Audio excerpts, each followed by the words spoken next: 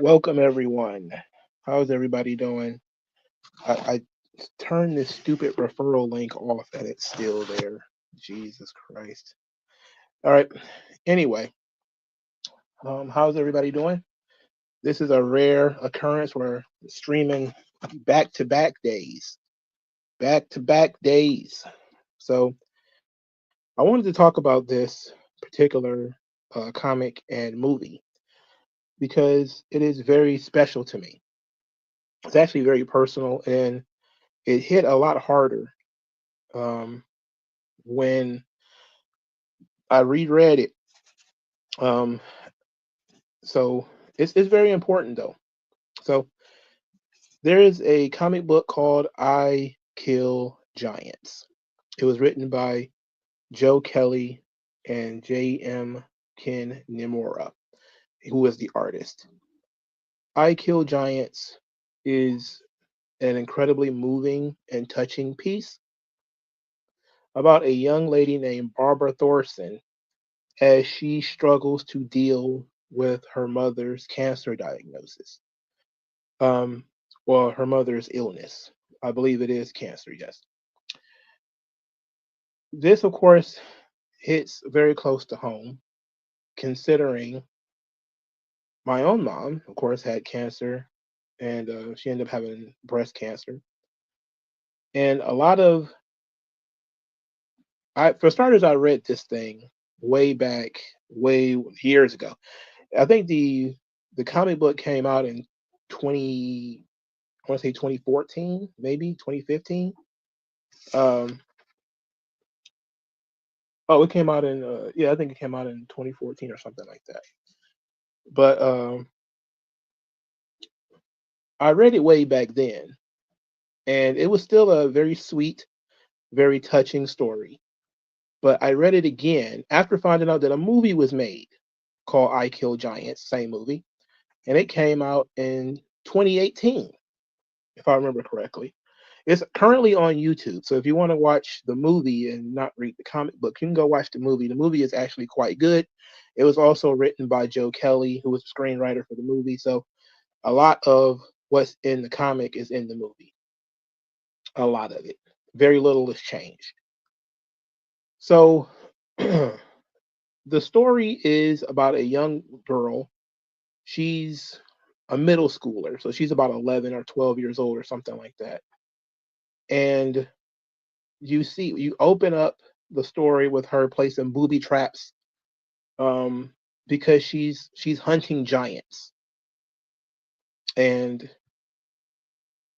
that seems to be her thing. She's off on her own putting together traps, building weapons, because she wants to hunt giants and she believes that these giants are going to come to end all of humanity. And she's into things like Dungeons and Dragons, which she plays with her brother and when she plays with others, when she actually does feel like socializing. She studies giants. She reads about them in books, so she's constantly off in the corner reading. Um, she sees like imps and wood nymphs and all this sort of stuff that are giving her um, all this background about the giants and what she's going to need to combat the giants. And you get the sense that Barbara is she's a very lonely girl. She doesn't have any friends, and she lives in her own little fantasy reality. And but she's very confident in the same way. She's coming across like she's very competent, like she knows what she's talking about, like she knows what's going on. Um, and then you come across like her family. She's got an older sister who is taking care of her and her brother. The sister is stressed out from work. You know, the brother is kind of aloof. He's kind of in and out. He's not really plugged in with the family either. And then there's of course mom, but mom through most of the project is not visible. You never see mom. You only hear about mom. That mom is there. Then you are introduced to Sophia, who becomes Barbara's friend. Barbara stumbles across one of her traps as she's building these traps on the beach for the giants. And Sophia is interested in what Barbara is interested in. Sophia is she's sort of a curious girl. She wants to know what's going on with Sophia. What she wants to know what's going on with Barbara. And Barbara at first, is kind of keeping her at arm's length because she doesn't really want to, you know, she thinks that Sophia is going to be in danger if she becomes friends with her because she's in mortal combat with these giants, by the way. But over time, of course, they become friends. And then you get the school psychologist, who is Miss Molly. And Miss Molly she's told about all this new strange behavior with Barbara. She goes off on her own, she disappears, she's mean to people. She called the gym teacher a dyke in the comic. It was changed in the movie, of course, because he had a female gym teacher. Um, she also slapped Miss Molly at one point for mentioning that her mom was sick. She's her behavior has changed quite a bit. And Miss Molly is, genuinely interested and is trying to figure out what the hell is going on with Barbara. Eventually she does enough digging that she figures it out. But you as the reader, you just see that Barbara is a very self-confident, quirky, sort of tomboyish girl.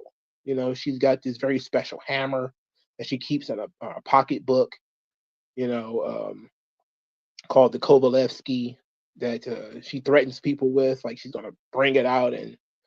But this special weapon is only for giants. It's not meant to be used against bullies. But she threatens the bullies with them. And then she has, of course, a bully named Taylor, who is, Taylor is just a tall girl in the movie. In the comic, she's like the gigantic fat bully, much like the bully in I want to say King of the Hill, the uh the blonde one, not the one with the red hair.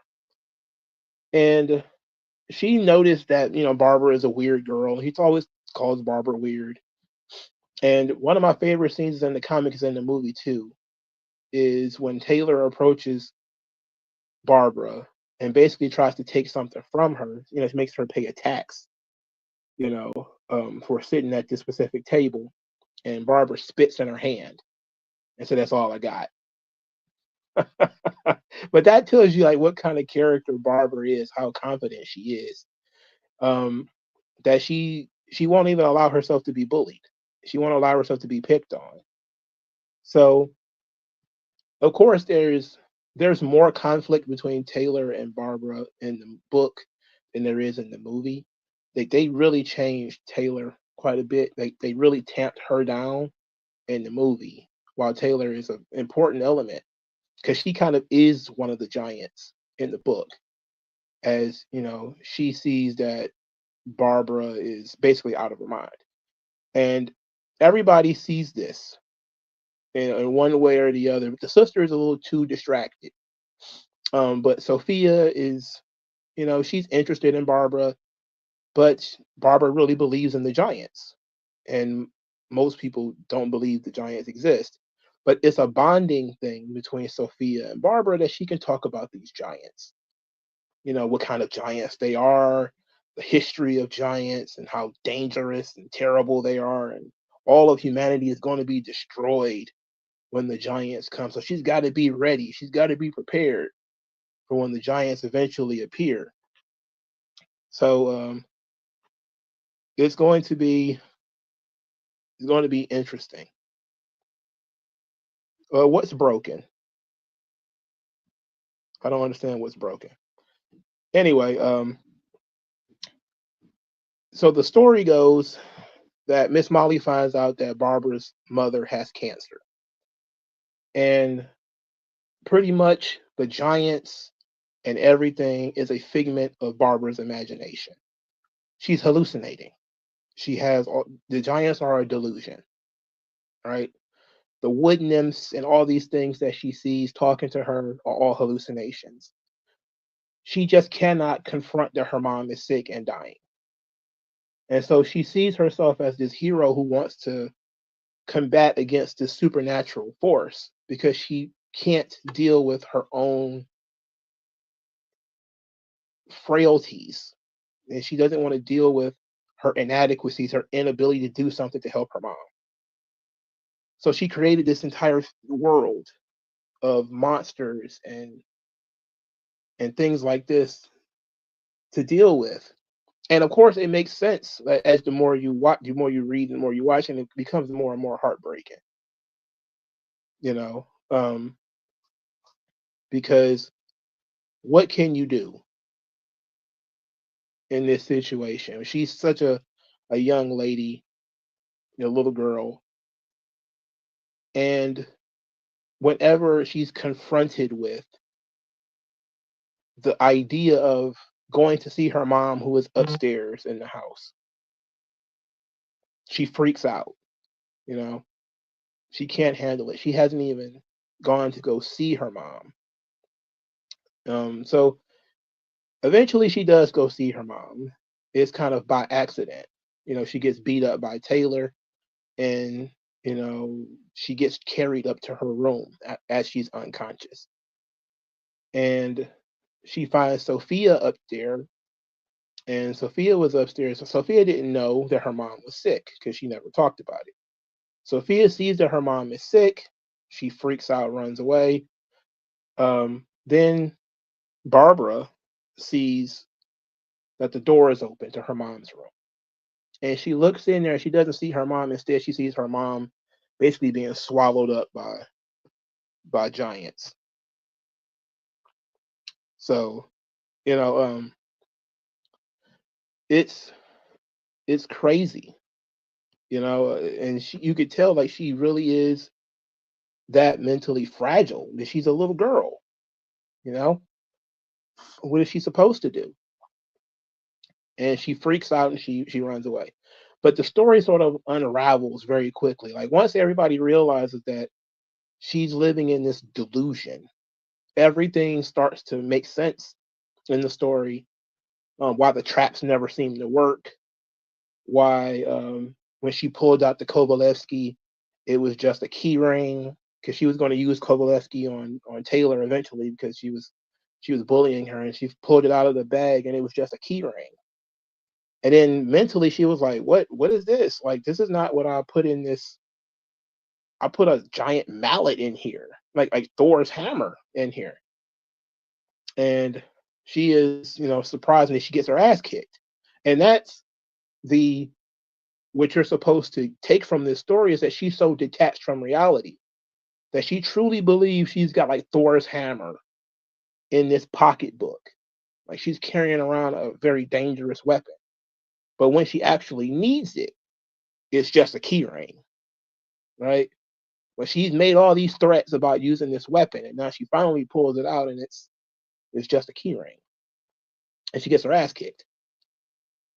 And you realize that that's the theme of the story is that Barbara is so far into the delusions that she's putting her own life at risk.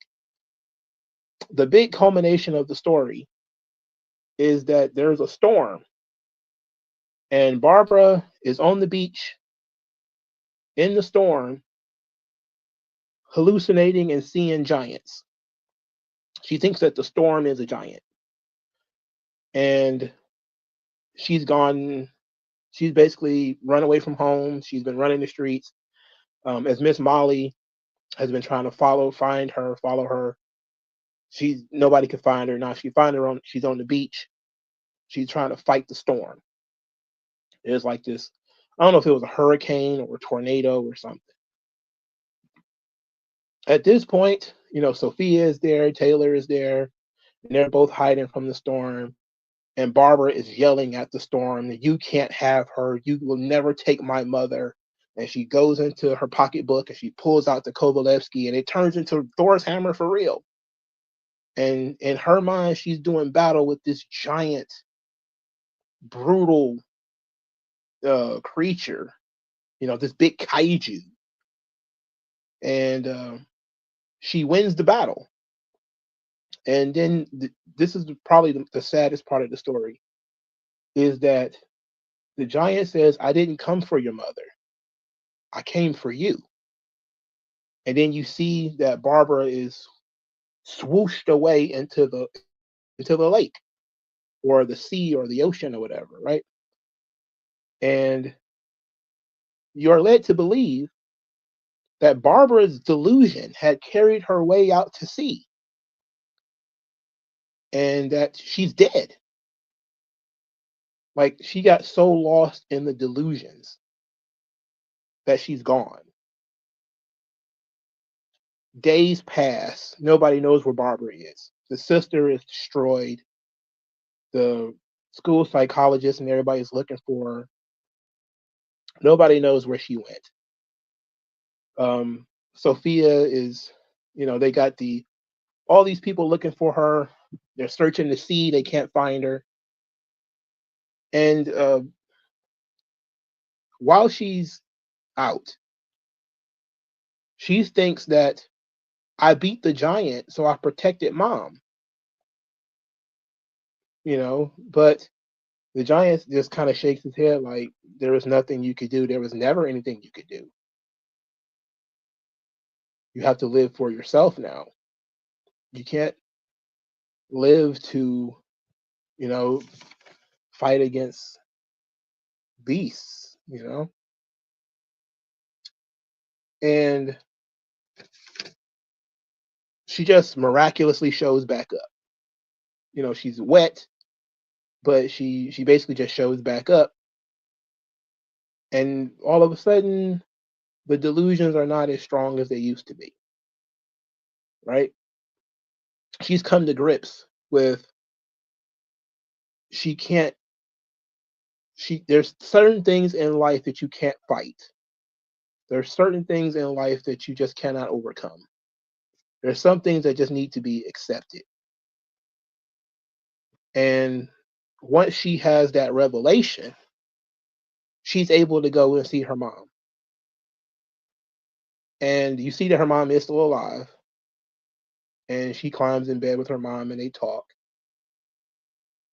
And then things start to things are okay for a while.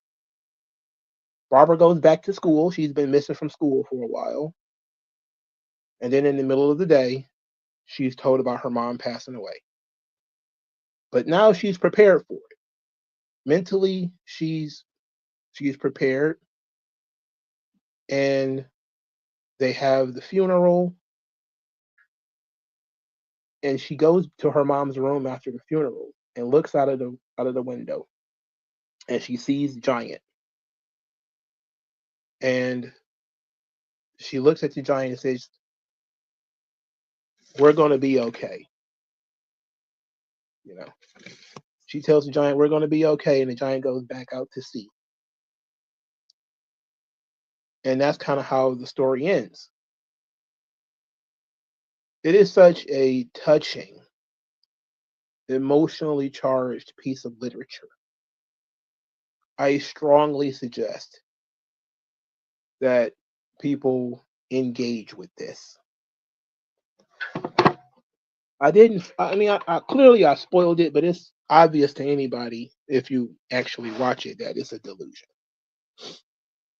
But somebody who works in the psych field and who had a mother with cancer, this thing absolutely hit hard for me, especially on my most recent reading of it, and especially after my mom's diagnosis.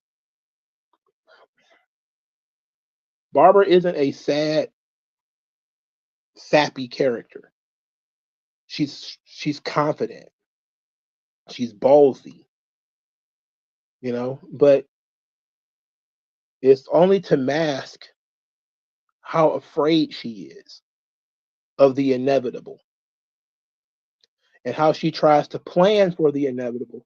But there are certain things you just cannot plan for.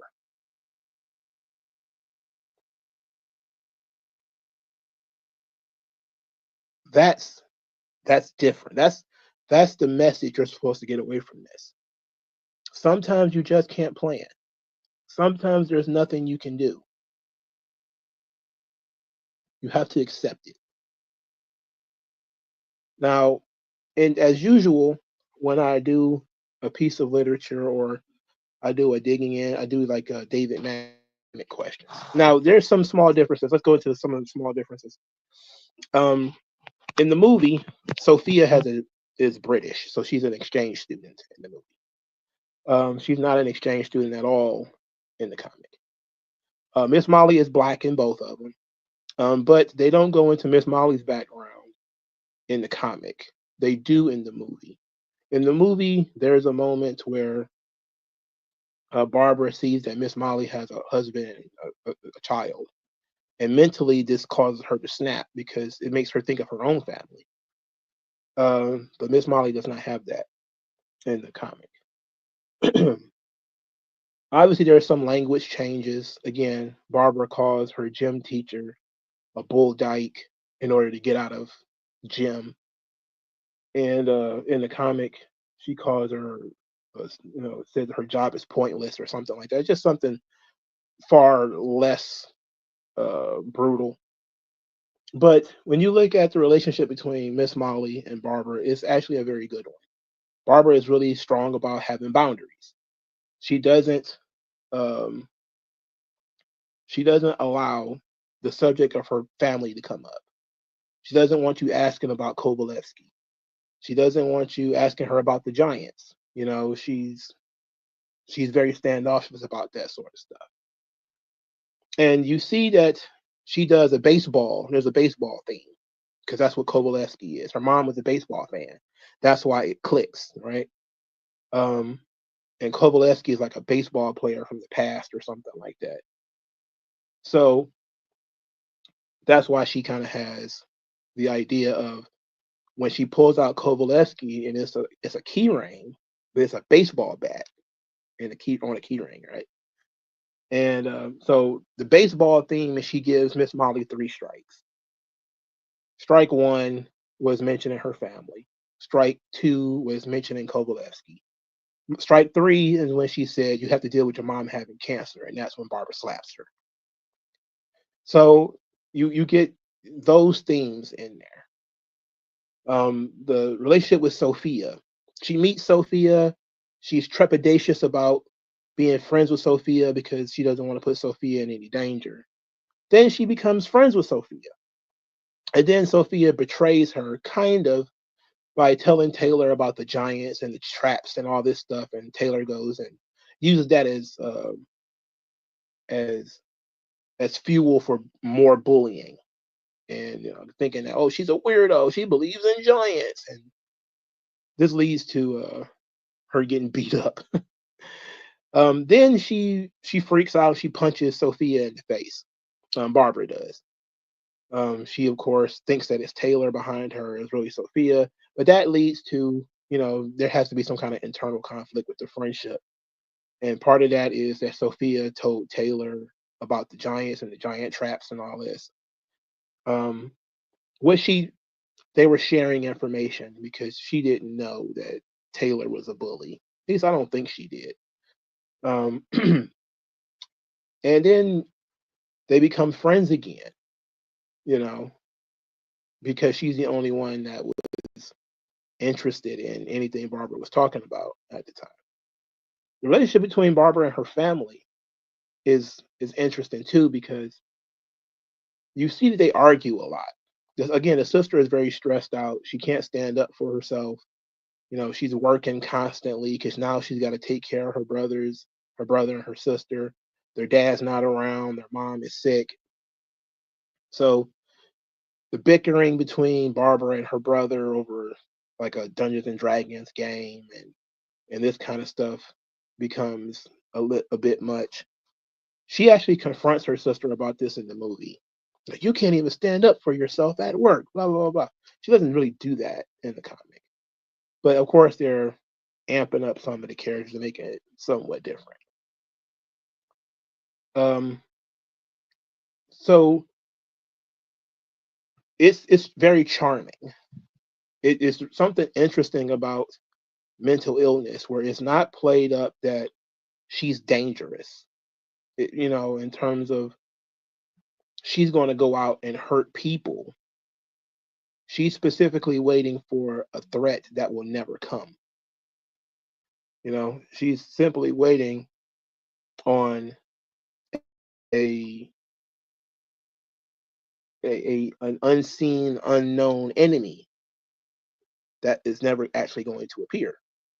And it's sad more than scary.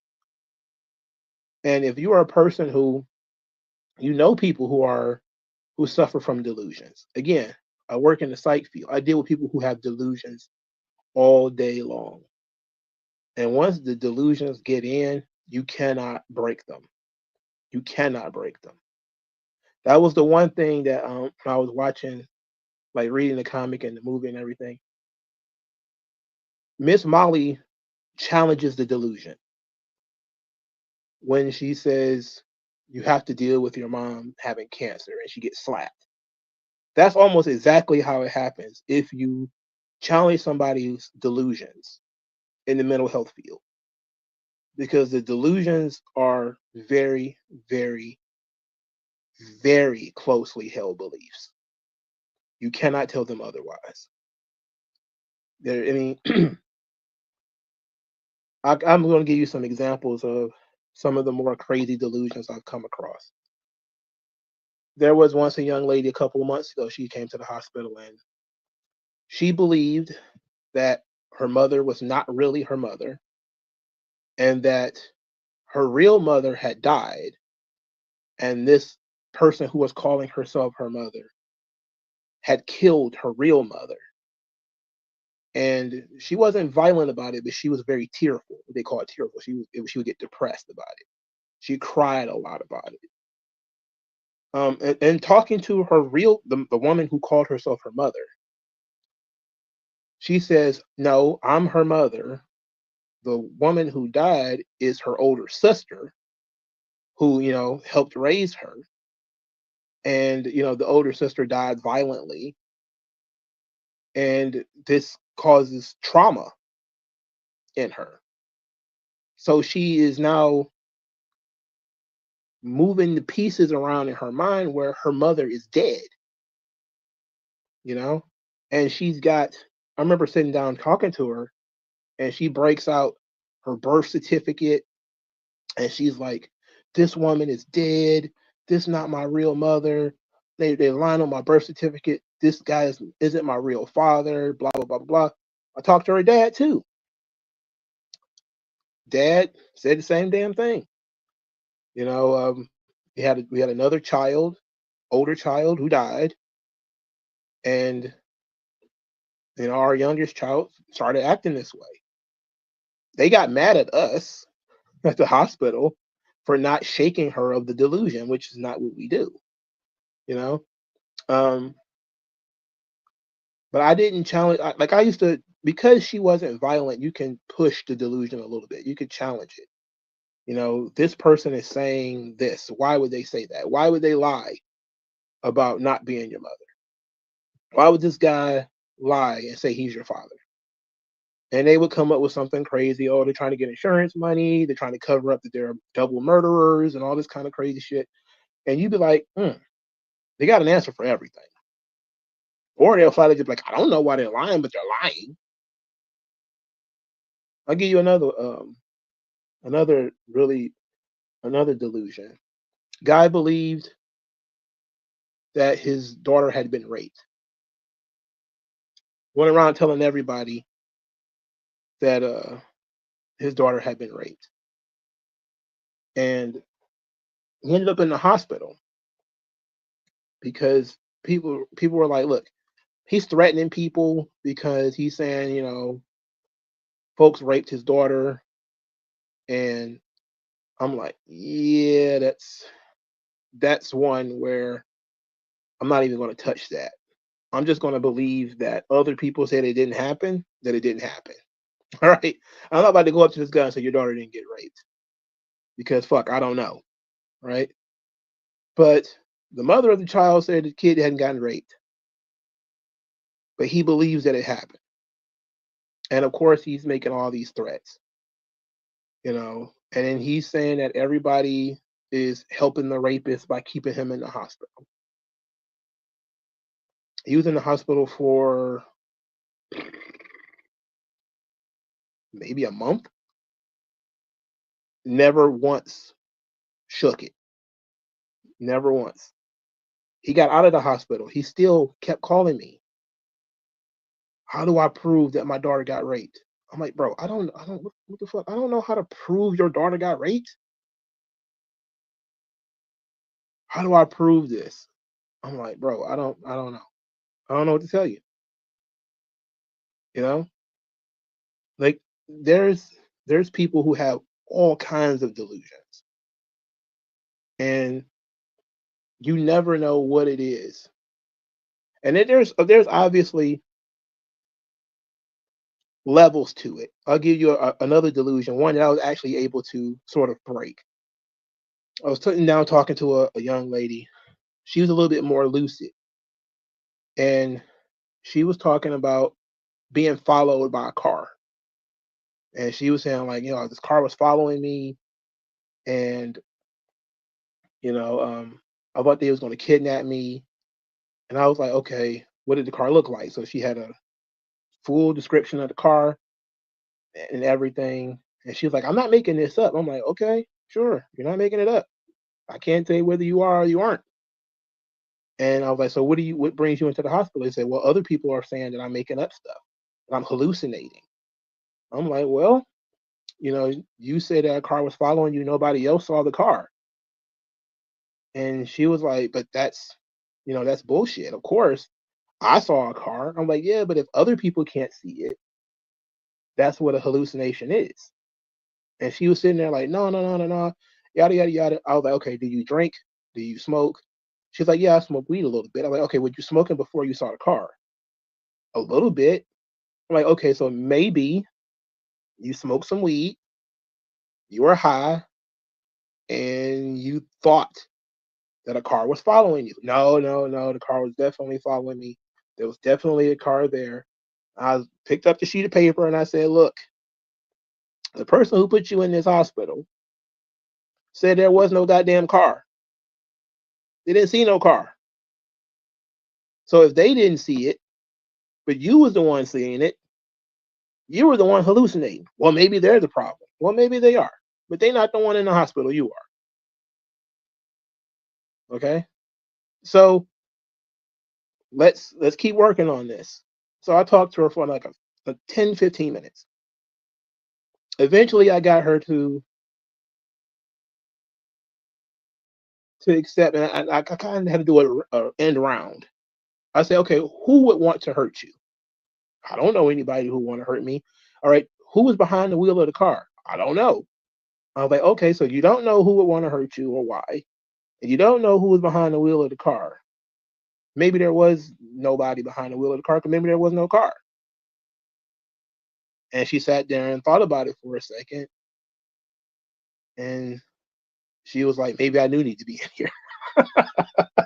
I was like, I look, sometimes you can do that. Sometimes you can talk to people who are having delusions or hallucinations or whatever, and you can tell them, like, look, they say you got tactile hallucinations. That means you feel things that aren't there. You know, do you feel somebody, like, you read their chart or whatever, and you say, look, they say you got these tactile hallucinations. Or do you feel people touching you? And she would say, no, I don't feel anybody touching me, but she would keep like brushing her shoulder. I'd be like, okay, uh, what's wrong with your shoulder? You know, like, do you, what's going on here? But people deny having mental illness all the time. A more recent one is, a woman told me she didn't have schizophrenia. Schizophrenia is people who have hallucinations and yada yada yada. And I was like, okay. And then she told me that her baby daddy, who was dead, is in the room with us right now. And I said, you told me you don't have schizophrenia. That sounds like a motherfucker with schizophrenia to me. You say a dead man is in this room right now. She's like, spiritually, he is in this room. I'm like, oh, so now spiritually he's in this room, huh? Like you have to think about it. She was out of her mind. But when I work with people with mental illness, it is like this, like it is portrayed in I Kill Giants. They're off in their own world, and sometimes they'll say things to you. They'll put curses on you. They'll put a hex on you. Um, they'll say just absolutely insane things. Guy told me he was president of the United States from 1990 to 1996, which doesn't make sense. And I said, how are you the president when I think George Bush Sr. was president and then Bill Clinton was president? I didn't see your name on there anywhere. I was the president of the United States from 1990 to 1996. I'm like, look, no, you weren't. But at that point, you got to look. It is what it is. Okay, you're not going to shake him of it. But that's how you know they're delusional. You know, I've had people offer me money to get them out of the hospital. I'll give you $250,000. I'm like, dude, you're on Medicare. You don't have any fucking money. All right, I know you don't have any money. You're on Medicaid. It's over for you. You cooked. You don't have $250,000 for starters. Not that I can accept it anyway. But these sorts of things is so complex that when you see it portrayed in movies, it's almost like, movies like Psycho, or it's like Split or something like that, where it's not always the case. Sometimes people just choose to go by different names. I had a young lady, she was an older lady, she was about in her 50s. Just last week, I walked up to her, said, "Hey, Miss M, how you doing?" "Well, I'm not Miss M. I'm Sophia today." I'm like, "Sophia today, huh?" Because I have never seen her before, I go over to some of the texts and I'm saying, like, "Look, is that Miss M right there?" "Oh, she's calling herself Sophia today." I'm like, "Okay, well, um, I just need to confirm that that's her actual name," because they will do that constantly. There has been so many people who choose to go by different names. And yes, some of them are trans, but quite a few of them are just people who are disassociating. They they have decided to change their name, or they have a preferred name, and their preferred name is completely fucking different from their actual name, to the point where sometimes you'll get confused because you'll say this guy's name is Pete, but he wants to be called Rodney. Like, these two things don't have nothing to do with each other. But there's so much of that when you see something actually show people with empathy for the mentally ill. And one of the major things that we deal with in the hospital is people don't realize that you're trying to protect them from themselves. And that's something that is taking place in this movie and in this comic, is that Barbara's delusions are putting her in danger. She's picking fights with the bully, thinking that she's got a secret weapon. And then she realizes that the secret weapon isn't really a secret weapon. It's a toy. And she gets her ass kicked. She thinks she's fighting a giant, when in reality she's running into a blazing storm and ends up getting swept out to sea and almost drowns. And then you realize that's mental illness right there. And so many people do not realize how they are a danger to themselves. People are concerned almost all the time about mentally ill people being a danger to you. Or am I going to get attacked by some crazy bipolar, crazy schizophrenic person? Maybe, but they're far more likely to be a danger to themselves. One of the crazier things is how people will purposefully put themselves in danger. They will pick fights to get punched in the face. And they do it on purpose. They'll do little things to aggravate people to get a reaction. And then you have to tell them, like, look, what are you doing? Like, everybody's so worried about them having shoestrings and stuff like that they could tie around their neck and all that stuff, which is facts. But the scariest people are the people who put themselves in danger and they don't know it. The women who are over sexualized and they're sneaking into the guys' rooms. And a lot of those people are just bipolar. And they're going in there, they're having sex with multiple guys, or they're trying to, or they're flirting with them, or whatever. Of course, putting themselves in danger, the risk of getting pregnant, risk of getting an HIV or some sort of STD. People who do engage in dangerous activities, like a lot of that stuff is real. So to see that portrayed in the movie was very, very meaningful to me.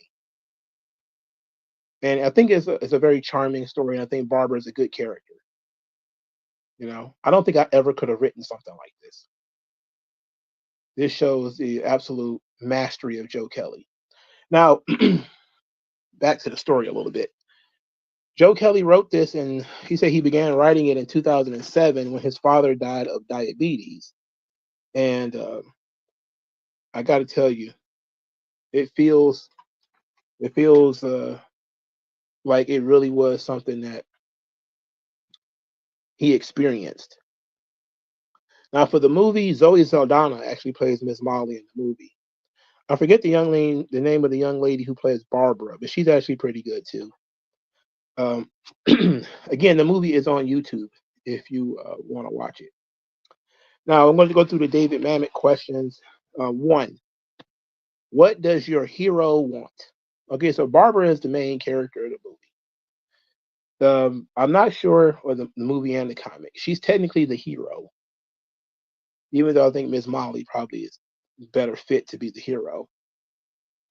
But Barbara wants to slay the giants to protect humanity from this massive threat.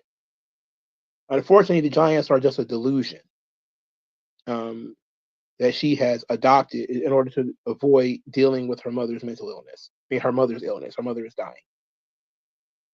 So, and Miss Molly wants, who is sort of the real hero of the story, she wants Barbara to come to grips with her mother's cancer diagnosis so that her and her mother can have a better relationship before her mother dies. Like, Miss Molly is literally on a time limit here to bring Barbara back to reality before her mother passes away. Because at this point, and when you follow in the story, Barbara has not seen her mother in weeks.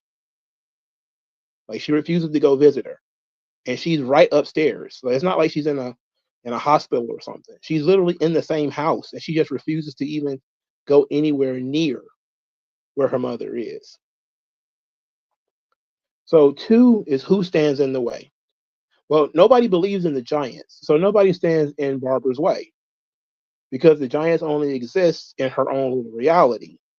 But Miss Molly, who wants Barbara to deal with her own, wants to deal with reality, she has to deal with the fact that Barbara is in her own way. That Barbara is so lost and so guarded that it's difficult to pry open the delusions and get to the core of the issue. What's causing Barbara's personality change? What's causing Barbara to be more aggressive, more confrontational? What's causing her to be so cocky as well? Because she's super cocky. And what's in her way is Barbara's delusions, Barbara's real beliefs that the giants are real. Barbara having these sort of landmines, like I said before, her family, Kovalevsky, and her mother. talking about her sister. She didn't want that. She didn't want to talk about her sister at all.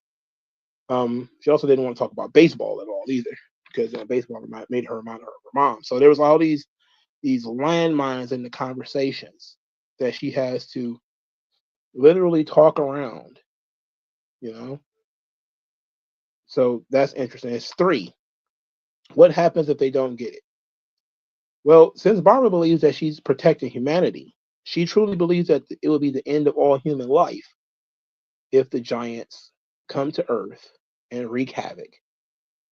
In reality, however, Barbara is at risk of becoming completely detached from reality, and her mom passing away while she's in this sort of psychosis, and losing that relationship with her mom, losing what little time her and her mom have left. So that's a very important piece. And for Miss Molly, that is a very important piece too, is to not only um, bring Barbara back from the brink, but also to put this family back together as much as you possibly can, in terms of having Barbara come to grips with what's going on so that she can rebuild her relationship with her mom. And number 4 is why now? Well, the story is happening now because Barbara is becoming more and more lost in her own reality. When you pick up the story, she's putting blood on Kovalevsky and all this sort of stuff. So she's pricking her fingers, which I forgot about, which is of course self-harm, but which in and of itself is not that big a deal. It's when you prick your fingers. But if somebody has a mental illness, they do stuff like that. They I think I told you guys before about something I didn't know about until I started working in a psych hospital. Sometimes people would take plastic cones, break the teeth off of them, take the little teeth and start scarring their arms with it. I didn't know they did that, until I worked in the hospital, because they're looking for some kind of sensation. That's self-harming, of course. And they'll use anything. I've seen people try to do it with forks, spoons, like, plastic forks and shit. Which, then you have to have a doctor's ordered it so they can never have a fork. And that's really strange that you have to put the doctor's order in and they can't have utensils. No forks, no spoons. There's no knives anyway, but there's no forks, no spoons. Um, they can't have a comb. They can't have a brush. They can't have a toothbrush, maybe, because they may even want to try to use that, because it's like jail, where you could shave it down and use it as a shiv. So they may put in orders that they can't have those things. They may put in a doctor's order that they can't use the phone, because they may do stuff over the phone. They may call and make threats. They may be calling the FBI, which some guy said he's going to call the FBI on me. And when you figure out those sorts of things, you realize again what the stakes are in these conversations.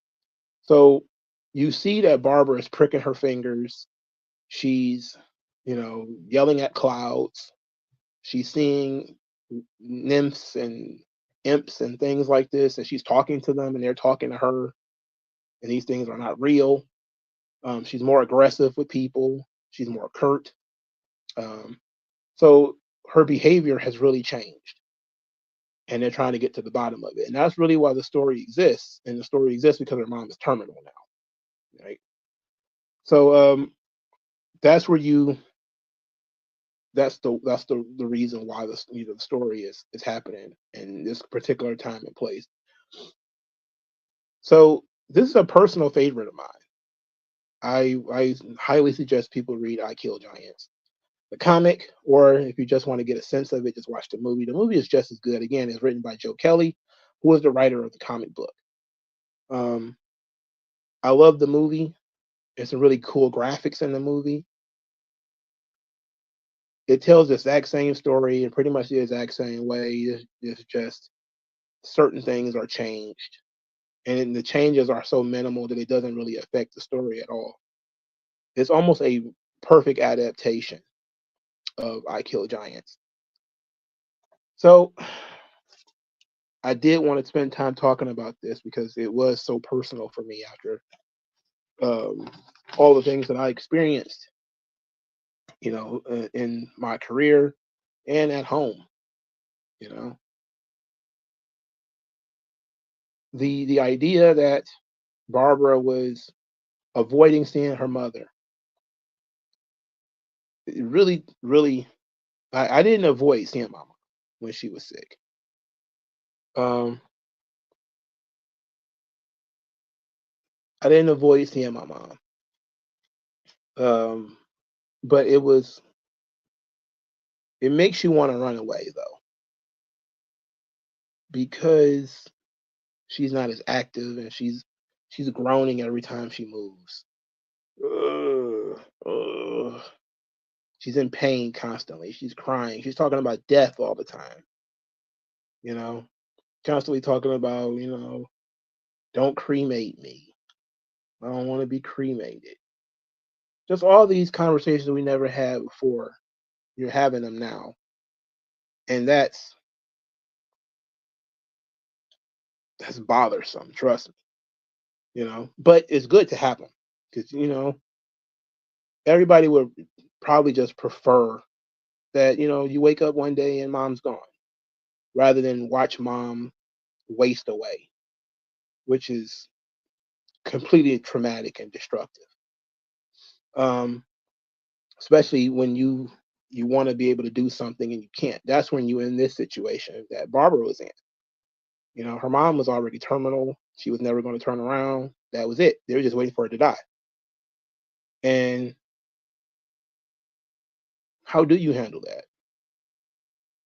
My mom had to deal with that with my grandma. So it was very touching in that way. And it teaches you a lot about humans. We're human beings, man. We're all the same. You know? Gozu94 will check it out. Thank you very much, sir. All right. I'm going to answer this question, and then I'm going to get out of here. WG Phil asked me, what do I think about the rising racial tensions over the track meet stabbing of Austin Metcalf by Carmelo Anthony? I think it's one of those, it's a situation where you see what you want to see in the story. A lot of the people who are talking about it racially are grifters anyway, and they race grifters and they will race grift all the time. As a matter of fact, I think a lot of people, especially the white guys involved with this, are either feds or foreign agents. Now, a lot of the Negroes, this is what Negroes do. They racialize everything. But a lot of those white dudes are probably feds. Okay. Here's my take on it. And we don't have Austin Metcalf's version of events. We have the police report where there was a confrontation, there was a threat made, and then there was a threat acted upon. In some cases, it might be self-defense if you are attacked by somebody, but there is a such thing as um,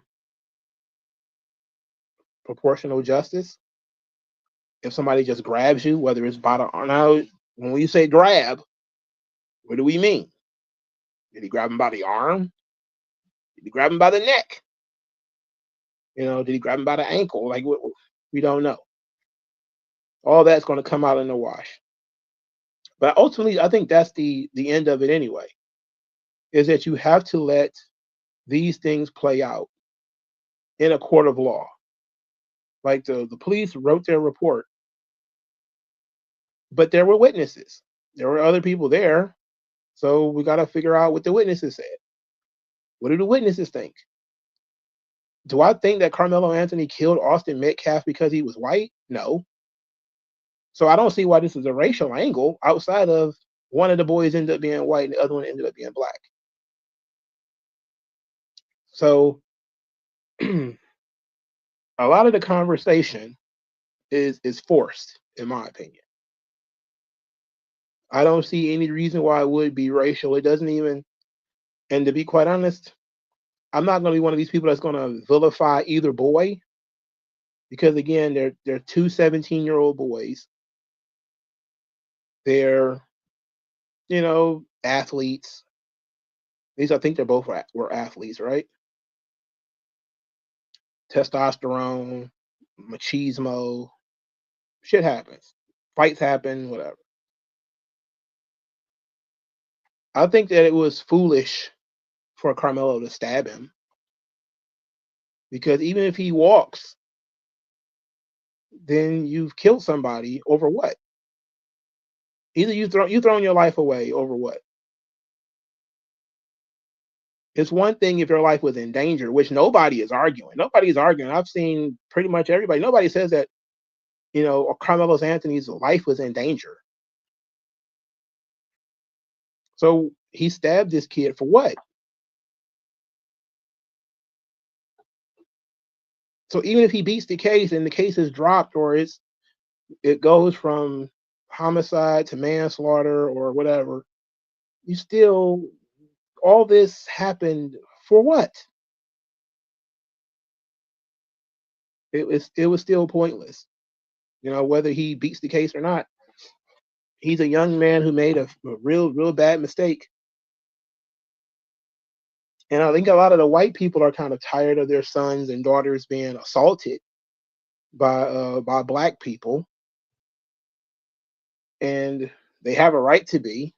I'm tired of seeing black children be assaulted by black people.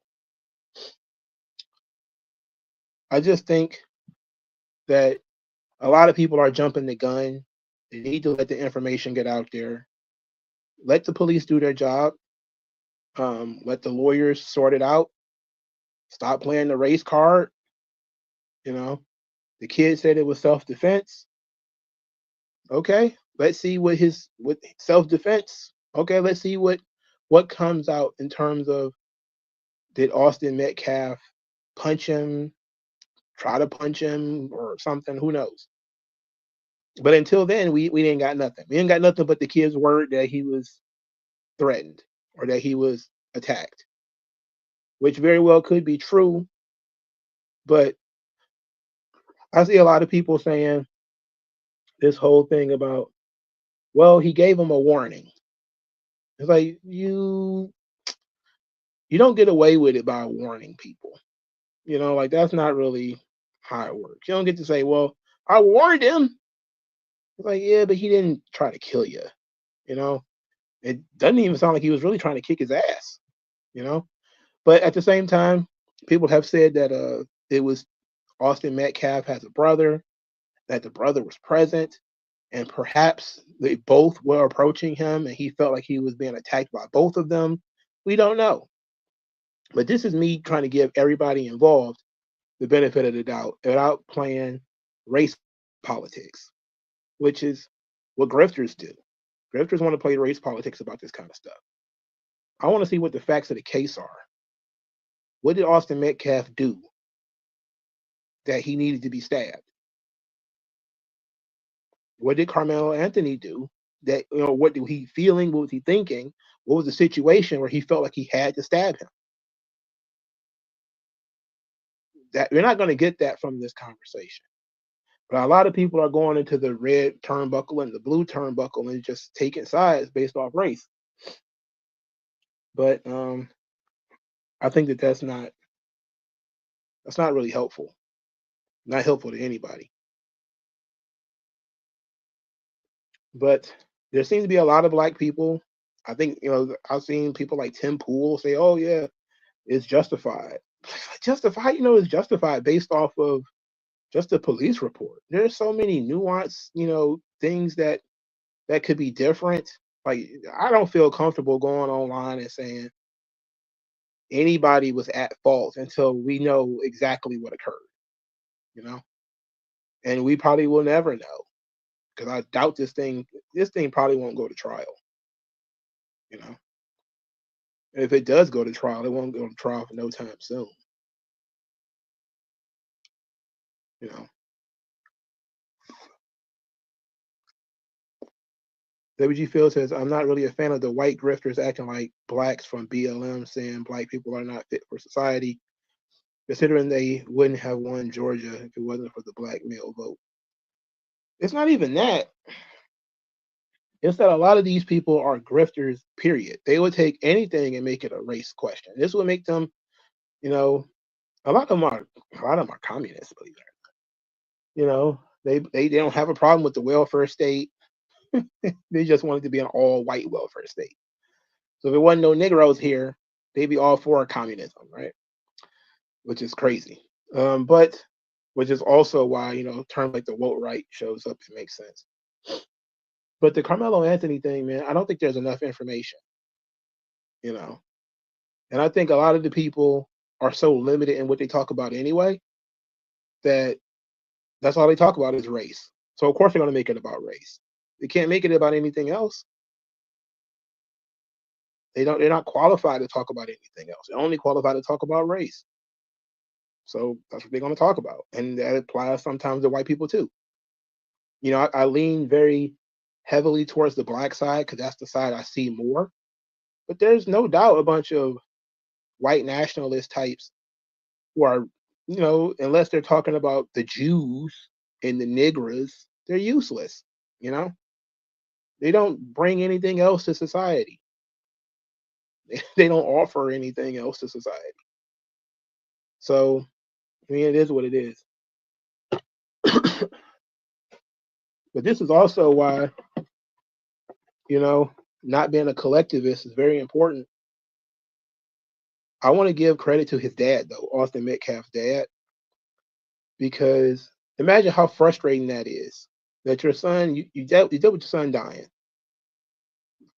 And then immediately, a bunch of people who don't know you, a bunch of people who never met you and never met your son, are now telling you how you're supposed to feel about your son being killed. But here's the thing. They're operating off the Black Lives Matter, Benjamin Crump, Al Sharpton. They want that for white people. Because if the race was reversed, all we would be talking about is how a white boy stabbed a black boy in the chest. Ben Crump would be out there. Al Sharpton would be out there. It wouldn't have been no question that this was the most racist white boy in the history of sports and anything else. But that's how Negroes act. That's not how white people act, right? White people are not immediately jumping to the my son was killed because he was white. They don't necessarily jump to that. And there's no evidence that that was the case anyway. But that's what a lot of the white race grifters want. They want to start saying anytime something happens between black people and white people, that it's a race issue. When the dad is saying he doesn't want that to be about, he don't want his son's legacy to be race war. He doesn't want his son to be a martyr for that. And that's commendable. And I wish more black people would take that stance. Stop letting your kids be martyrs in the race war. But what ends up happening usually is black people try to find some way to monetize it, which is why it happens so much. It's not nothing like there's something inherently wrong with black people where they think everything is about race. It's like, no, there's monetary concerns here. They always find a way to monetize it, to make money off of it. But the white people know they ain't gonna make no money off this. And there's also these same race grifters, the white ones, are attacking the guy's dad for not wanting to play the race game. He's got enough problems. He got to bury his son. He's got enough problems. I want, fucking Elijah Schaefer and Nick Fuentes running around being on his side of the issue. Like, these people are ridiculous. These are ridiculous, unserious people. Not worthy of debate or discussion. And I'm sure one day it's going to be revealed that they're either federal agents or operating on behalf of a foreign government. Guaranteed. And guess what? So is a lot of the Negroes too. Because in the 70s and 80s and 60s and stuff, they were operating on behalf of foreign governments. They were in constant contact with Cuba and China and Russia, and they were race grifting all the time. It's just the same. It's the same game over and over again. It's just that some white people want to get in on the game too. But I hate that it happened. I feel bad for both boys. You know, I feel bad for Austin Metcalf clearly because he died. I feel bad for Carmelo Anthony because now his face is all over the place. And if he really was self-defense, his life is still going to be very tough from this day forward. And if it wasn't, he's going to prison for the rest of his life. This is not, some gang shit where I could say, burn them both. Who cares? This is, for all intents and purposes, two boys who, under normal circumstances, both should have went home that day. Even if they just had to scrap, But so many of these black people, and this is where I'm going to defend Jason Whitlock a little bit. They have this attitude that, and I've seen this tweet, and it's a very meaningful tweet, where somebody said, white people act like God put them in charge. So whenever a white boy said something, you feel like you have to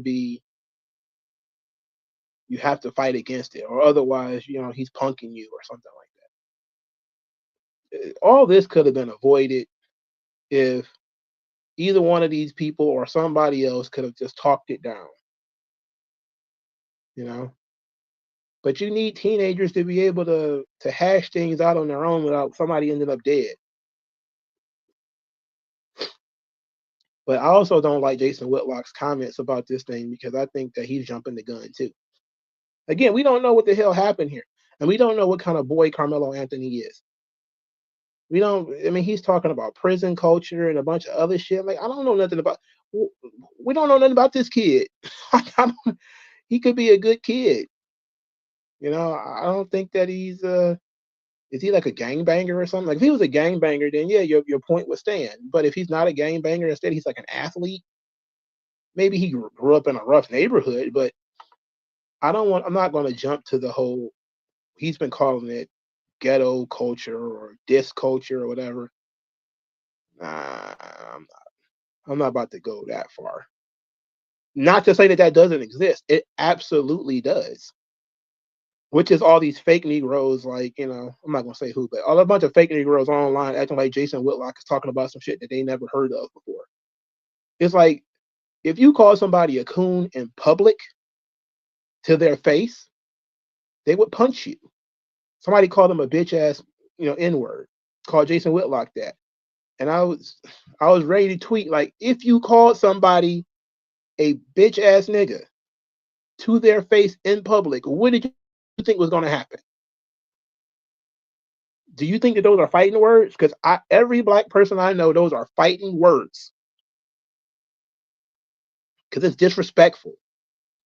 All he's saying is y'all have this culture where people are easily offended, and that offense leads to violence, and it's almost always justified. And they justify it all the time. They just justified some girl punching another girl in the face because of the abortion debate. They were justifying it. And now they're online acting like Jason Whitlock, making shit up. Oh, he's just making it up. Like, what are you talking about? You just saw another girl punch another girl in the face. 2 black girls, by the way. And everybody was laughing at the girl who got punched in the face. She shouldn't have been talking shit. Well, that's exactly what Jason Whitlock is talking about. But you're sitting here today acting like you ain't never heard no shit like this before. Like, it's completely alien. He's making it up. Come on, man. Negro so goddamn corny. I hate niggas so much, man. Anyway, didn't Tim Pool and other folks get caught doing propaganda content for Russia? Technically, yes. But also, no. He wasn't making like pro-Russia propaganda. Basically, he was being signal boosted by people who were being paid by Russia. That's kind of what happened. He was making the content he wanted to make. but he was getting signal boosted by the Russian government, unwillingly. Like it's so weird, and I don't like dealing with black people, man, because for that exact reason, they sit here and play in your face. You know, they got that race above logic kind of mentality, and it's stupid. Like I literally sat here and watched these people talk about a black woman who got punched in the face by some big ass wildebeest because she didn't like the conversation about abortion. You shouldn't have been talking shit. Oh, so it's okay when it suits you. If a white man hold off and punch you in the goddamn face because he ain't like what you said, then it's racism. But if you do it, it's completely justified because you shouldn't have been talking shit. These people are corny, man. They're terrible. They're the worst. They can't think. They're only qualified to talk about race stuff and only tell you what you want to hear. It's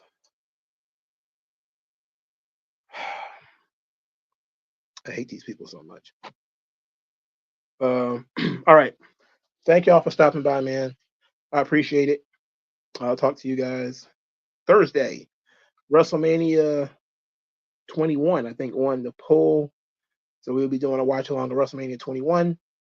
And I probably won't be able to see you guys at all next week because WrestleMania is next week. All right. Appreciate it. Peace out.